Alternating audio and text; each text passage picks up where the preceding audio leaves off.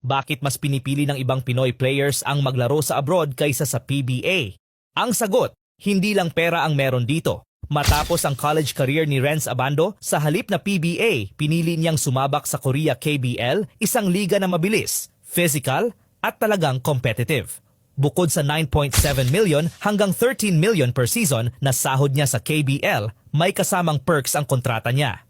Libreng tirahan, round-trip flights, bonuses at incentives, world-class training facilities. Pero bago tayo magpatuloy, siguraduhin mong nakalike, follow ka at ishare mo to kung gusto mo ng ganitong basketball content para mas marami pang kwento ng players abroad. Sa PBA, makakakuha ka ng experience at exposure sa local league pero limitado ang kompetisyon at international exposure. Sa Korea, hindi lang sahod at perks, mas marami kang matututunan na ibang playing styles at bukod doon high-level competition din na pwedeng magbukas ng mas malaking opportunities sa future. Kaya maraming Pinoy players ngayon ang napapaisip kung mananatili ba sila sa PBA o subukan ang mas malaking opportunity abroad.